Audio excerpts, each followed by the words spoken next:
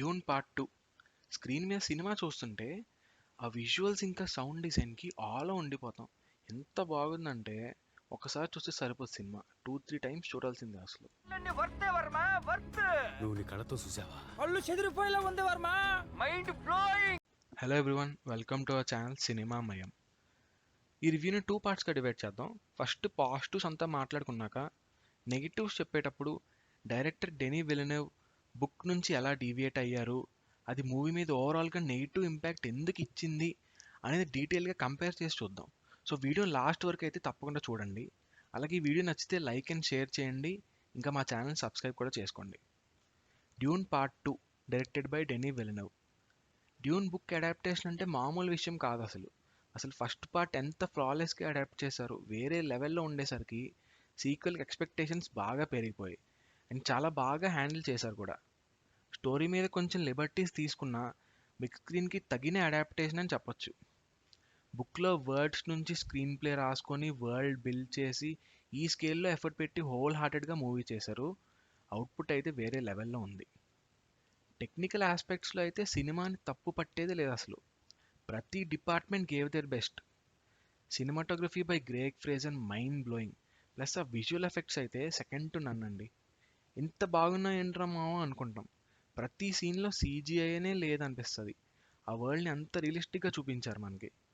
Deny విల్నెవ్ ఇంకా Greg Fraser కలిసి చేసిన ఈ విజువల్ స్పెక్టకిల్ ఇంకా వైడ్ యాంగిల్ షాట్స్ అయితే అసలు జా డ్రాపింగ్. విజువల్లీ స్టన్నింగ్ ఫిల్మ్ అని చెప్పడం చాలా పెద్ద అండర్ స్టేట్మెంట్ అంటాను ఈ మూవీకి నేను. Cinematic brilliance at it peaks. Hans Zimmer music గురించి కొత్తగా చెప్పక్కర్లేదు, గూస్ బంప్ స్టఫ్ అసలు. మ్యూజిక్తో పాటు సౌండ్ డిజైన్ కూడా చాలా బాగుంది. దీని గురించి జనాలు ఎక్కువ మాట్లాడుకోరు కానీ డిఫరెంట్ లేయర్స్ ఆఫ్ సౌండ్ ఇంకా థంపర్ సౌండ్ చాలా బాగుంది. మీ దగ్గర ఉన్న బెస్ట్ థియేటర్లో చూడండి సినిమాని. ఫస్ట్ మూవీలో చాలా మ్యూజిక్ ఉంటుంది, ఇక్కడ అలా కాకుండా ఫైట్స్ అండ్ కొన్ని ఇంపార్టెంట్ సీన్స్లో ఓన్లీ సౌండ్ ఎఫెక్ట్స్తో చూపించారు. సో దానివల్ల ఇంపాక్ట్ కూడా బాగా అనిపించింది. ఇంకా సినిమాలో స్టోరీ అండ్ స్క్రీన్ ప్లే ప్రకారం చూసుకుంటే ఫస్ట్ యాక్ట్ అయితే చాలా బాగుంది మూవీలో. పాల్ ఫ్రెమెన్తో ఉండి వాళ్ళ కల్చర్ ఇంకా స్కిల్స్ నేర్చుకుంటున్న పార్ట్స్ అయితే బాగా అనిపించింది. పాల్ వాటి గురించి తెలుసుకుంటున్నప్పుడు మనం కూడా తెలుసుకుంటున్నాం అనిపిస్తుంది. ఇంట్రీగ్ పెరుగుతుంది మనకి ఈ సీన్స్ చూస్తున్నప్పుడు. మనం కూడా నెరేటివ్లో ఒక పార్ట్ లాగా ఉన్నట్టు అనిపిస్తుంది. సో అందుకే మనకి చాలా బాగా నచ్చుతుంది. Paul coming of age training, revenge తీర్చుకోవాలనుకోవడం, చానీతో లవ్ ట్రాక్ మంచిగా వర్కౌట్ అయింది ఎమోషనల్గా. వీళ్ళిద్దరి మధ్య సీన్స్ అప్పుడు మ్యూజిక్ కూడా చాలా బాగుంది. శాండ్ డ్యూన్ మీద కూర్చొని ఆ కిస్ సీన్ అప్పుడు బ్యాక్ సైడ్ నుంచి వైడ్ యాంగిల్ షాట్స్ చాలా బాగా నచ్చాయి నాకు. ఇంకా Fremen way of living and culture అని చాలా బాగా చూపించారు అవన్నీ. టీయర్స్ కూడా వేస్ట్ చేయరు వీళ్ళు, వాటర్ అంతా ప్రెషియస్ అక్కడ. డెడ్ పీపుల్ నుంచి ఎక్స్ట్రాక్ట్ చేసిన వాటర్ని ఒక సేక్రెడ్ వెల్లో వేయడం, ఫ్యూచర్లో ఒక బెటర్ ప్రాస్పెక్ట్ కోసం మేము ఇదంతా చేస్తున్నాం, ఇలానే ఉండిపోకూడదు అనే వాళ్ళ గోల్ చాలా బాగా అనిపించింది. ఇదంతా మనకు చాలా ఫ్రెష్గా అనిపిస్తుంది, ఒక కొత్త వే ఆఫ్ లివింగ్ లాగా. ఇంకా యాక్షన్ విషయానికి వస్తే first action set piece harvest attack sequence అయితే చాలా బాగా డిజైన్ చేశారు. ఆ లెగ్స్ మూమెంట్, అక్కడ కవర్ తీసుకొని అటాక్ చేయడం, ఐడియా అండ్ ఎగ్జిక్యూషన్, ఇంకా వీళ్ళు కలిసి చేసిన టీం వర్క్ కూడా బాగా అనిపించింది. ఈ సీక్వెన్స్ వల్ల పాల్ ఫ్రెమెన్ వేస్ని ఫుల్గా తెలుసుకున్నాడు, ఒక ఏబుల్ ఫైటర్ అని ఫ్రెమెన్ యాక్సెప్ట్ చేస్తారు. ఇంకా సినిమాలో మెయిన్ హైలైట్ ఏంటంటే worm riding scene. Paul Fremen ways నేర్చుకుంటూ ఉంటాడు కానీ వర్మ్ రైడింగ్ చేయాలి. Paul first time worm riding ఎలా చేస్తాడు, ఆ సీక్వెన్స్ మూవీలోనే హైలైట్ అసలు. చాలా బిలీవబుల్గా ఎక్సలెంట్గా ఉంది. డైరెక్షన్ ఈ సీన్లో అయితే ఆన్ పాయింట్, అసలు అద్భుతంగా తీశారు. హీరో డ్యూన్ మీద నుంచి వామ్ మీదకి దూకిన తర్వాత అన్ని క్లోజ్ షాట్స్ ఉంటాయి, వైడ్ షాట్ అస్సలు ఉండవు. సో హీరో స్ట్రగుల్ క్యాప్చర్ అవుతుంది, మనం ఫీల్ అవుతాం ఈ చాయిస్ ఆఫ్ షాట్స్ వల్ల. వైడ్ యాంగిల్ పెడితే చూడటానికి బాగుండేది కానీ క్లోజ్ షాట్ వల్ల అక్కడ జరిగే ఇంపాక్ట్ తెలుస్తుంది మనకి.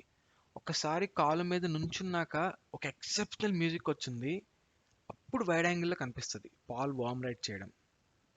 అసలు ఎక్స్ట్రాడినరీ అండి ఈ సీన్స్, అసలు చాలా బాగా అనిపించింది.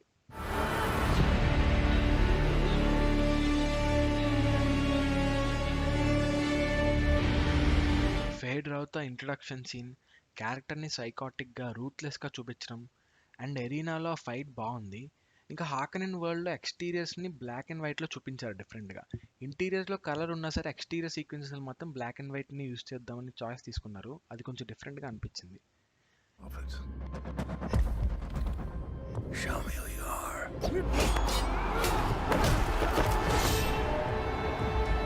ఇంకా మూవీలో జెసికా క్యారెక్టర్ మరీ నెగిటివ్గా చేశారు బుక్తో కంపేర్ చేసుకుంటే. తన మోటివ్ ఏంటనేది క్లారిటీ లేదు సరిగ్గా. మూవీలో కాస్టింగ్ ఫ్లాలెస్ అనిపించింది. Emotions, layered story telling, exposition సీన్స్లో ఎక్కువ డైలాగ్ లేకపోయినా యాక్టర్స్ ఎక్స్ప్రెషన్ వల్ల చాలా కన్వే అవుతుంది. Actors did a fantastic job in telling the story. Timothée Chalamet final యాక్ట్లో లిసా నల్గయి అయిన తర్వాత ఆ స్క్రీన్ ప్రెసెన్స్, ఆ కాన్ఫిడెన్స్ అండ్ ఆరా చాలా బాగా ఉంది.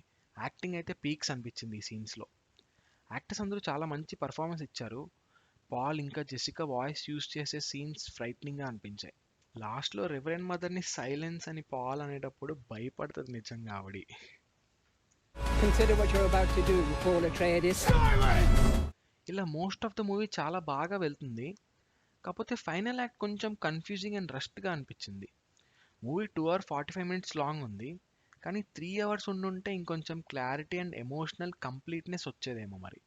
ఇక్కడ ఇంకో చిన్న కన్ఫ్యూజింగ్ అండ్ అంత క్లారిటీ లేనిది ఏంటంటే, హీరో ఒక మెయిన్ మోటివేషన్ రివెంజ్ కోసం వెయిట్ చేస్తున్నాడని చూపించలేదు. చానీ వల్ల ఇన్ఫ్లుయెన్స్ అయ్యి రివెంజ్ని మర్చిపోతాడు. సౌత్ దగ్గర వెళ్ళకూడదు, కంప్లీట్ డిస్ట్రక్షన్ వస్తుంది అని అనుకుంటూ ఉంటాడు. కానీ సడన్గా సౌత్ వెళ్ళి ఆ వాటర్ ఆఫ్ లైఫ్ తీసుకుంటాడు. ఈ చేంజ్కి రీజన్ అంత క్లారిటీగా చెప్పలేదు, సో మనకి కన్విన్సింగ్గా ఉండదు. వాటర్ ఆఫ్ లైఫ్ తీసుకున్నాక లిసా నల్గయి అయ్యి అప్పుడు ఫ్రెమెన్ ట్రూప్స్ కౌన్సిల్కి వచ్చి అందరికీ స్పీచ్ ఇచ్చేటప్పుడు సీన్లో నేను స్టిల్ గార్డ్ని చంపను కానీ మీ అందరినీ లీడ్ చేస్తా అని వాళ్ళ వేస్ అండ్ బిలీఫ్ని అపోజ్ చేస్తూ మాట్లాడుతున్నప్పుడు ఫ్రెమెన్ నుంచి అపోజిషన్ ఏమీ రాదు. వాళ్ళని చాలా ఈజీగా కన్విన్స్ చేసేస్తాడు. ఎందుకంటే అప్పటికే హీరో లిసా నల్గయి అయిపోయాడు కాబట్టి. ఇది మూవీలో జరిగేది. I am Paul Muad'Dib Atreides, Duke of Arrakis. బుక్లో హీరో ఆర్క్ చాలా డిఫరెంట్గా ఉంటుంది. స్టార్టింగ్ నుంచి రివెంజ్ కోసం ఫ్రెమెన్ ట్రూప్స్ని గ్యాదర్ చేస్తూ ఉంటాడు. ఇదే హీరో మెయిన్ మోటివ్గా ఉంటుంది బుక్లో. స్టిల్గార్డ్తో డ్యూయల్ ఛాలెంజ్ చేసి లీడర్షిప్ తీసుకొని మనల్ని లీడ్ చేస్తాడు అని ఫ్రెమెన్ అంతా అనుకుంటారు. ఇది చూడటానికి ట్రైబ్స్ అన్ని గ్యాదర్ అవుతాయి. నేను స్టిల్గార్డ్ని చంపను, మనలో బెస్ట్ పీపుల్ని చంపుకోవద్దు, we will change these waves అని అంటే ఫ్రెమెన్ నుంచి ఫుల్ నెగిటివిటీ వస్తుంది, మన మెథడ్స్ని ఒపోజ్ చేస్తున్నాడని. కానీ ఇన్స్పైరింగ్ స్పీచ్ ఇచ్చి అందరినీ కన్విన్స్ చేస్తాడు చాలా బాగా. ఇలాంటి సిచ్యువేషన్లో కదా హీరో యొక్క ట్రూ లీడర్షిప్ క్వాలిటీస్ హైలైట్ అవుతాయి. బుక్లో ఈ సీన్ చదువుతుంటే లిటరల్లీ గూస్ బంప్స్ వచ్చాయండి. చాలా మూవింగ్ అండ్ ఇన్స్పైరింగ్గా ఉంటుంది. కానీ ఇదంతా మూవీలో మార్చేసరికి ఫుల్ డిసప్పాయింట్ అయ్యాను. అంత హై రాదు మనకి మూవీలో. ఇలా అందరినీ ఫైట్ చేద్దామని మోటివేట్ చేశాక ఎలాగైనా గెలవాలి, నేను లిసా నల్గయి అవ్వాలి అని అప్పుడు లైఫ్ ఆఫ్ వాటర్ తీసుకుంటాడు. తర్వాత వార్ ప్లాన్ చేసి గెలుస్తాడు. ఎంత బాగుంది చూడండి క్యారెక్టర్ ఆర్క్. దీనిని మార్చేయడం వల్ల ఇంకా హీరో మోటివ్స్ క్లారిటీ లేకపోవడం వల్ల అంత బాగా అనిపించలేదు. ఇంకా వీళ్ళు హార్కనెన్స్ అనే ట్విస్ట్ని ఇంట్రడ్యూస్ చేయడం వర్కౌట్ అవ్వలేదు అనిపించింది. ఎందుకంటే ఈ ట్విస్ట్ వల్ల స్టేక్స్ కానీ అవుట్కమ్స్ కానీ క్యారెక్టర్స్లో చేంజ్ కానీ ఏం ఉండదు. దీన్ని వేరే పాయింట్లో రివీల్ చేసి ఉంటే బాగుండేది. మేబీ ఆ షిప్లో ఉన్నప్పుడు అలా ఆ టైంలో చెప్పుంటే బాగుండు అనిపించింది. ఇది ఒక చిన్న డ్రాబ్యాక్ అని చెప్పొచ్చు. ఇంకా ఫైనల్ బ్యాటిల్ చాలా ఫాస్ట్గా అయిపోయింది. మోర్ సీక్వెన్సెస్ అండ్ ఫైట్స్ ఉండాలి.